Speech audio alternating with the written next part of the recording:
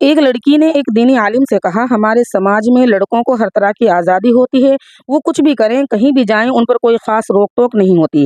اس کے برعکس لڑکیوں کو بات بات پر روکا جاتا ہے، یہ مت کرو، یہاں مت جاؤ، گھر جلدی آ جاؤ۔ یہ سن کر وہ عالم مسکرائے اور فرمایا، بیٹی، آپ نے کبھی لوہے کی دکان کے باہر لوہے کی چیزیں پڑی دیکھی ہیں؟ یہ گودام میں سردی گرمی برسات رات دن اسی طرح پڑی رہتی ہیں، اس کے باوجود ان کا کچھ نہیں بگڑتا اور ان کی قیمت پر بھی کوئی اثر نہیں پڑتا۔ لڑکوں کی کچھ اس طرح کی حیثیت ہے سماج میں۔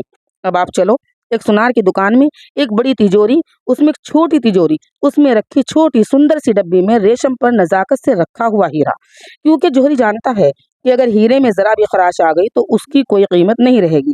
اسلام میں بیٹیوں کی اہمیت بھی کچھ اس طرح کی ہے، پورے گھر کو روشن کرتی جھل ملاتے ہیرے کی طرح، ذرا سی خراش سے اس کے اور اس کے گھر والوں کے پاس کچھ نہیں بچتا۔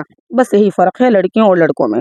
عورت ذات کو اللہ نے اتنی تیز حس دی ہے کہ وہ کسی بھی مرد کی نظروں سے اپنے بارے میں اس کی نیت کو جان لیتی ہے، حتیٰ کہ اگر کوئی اسے چھپ کر بھی گھور رہا ہو تو اسے احساس ہو جاتا ہے کہ کوئی اسے دیکھ رہا ہے۔ اللہ نے اسے یہ صلاحیت اس لیے دی ہے کہ وہ جان سکے کہ کون اس کے لیے اچھا ہے اور کون برا۔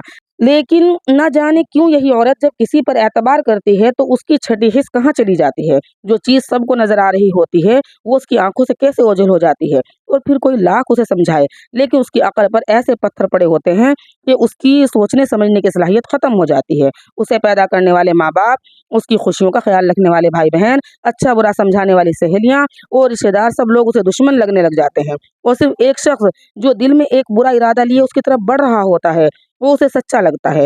وہ یہ نہیں سوچتی کہ اتنے سارے لوگ کیسے غلط ہو سکتے ہیں، اور جو ساری دنیا سے چھپ کر مجھ سے تعلق رکھنا چاہتا ہے وہ کیسے درست ہو سکتا ہے۔ پھر آخر ایک دن پچھتاوا اس کا مقدر بنتا ہے۔ اللہ تعالی ہم عورتوں کو عقل سلیم عطا فرمائے۔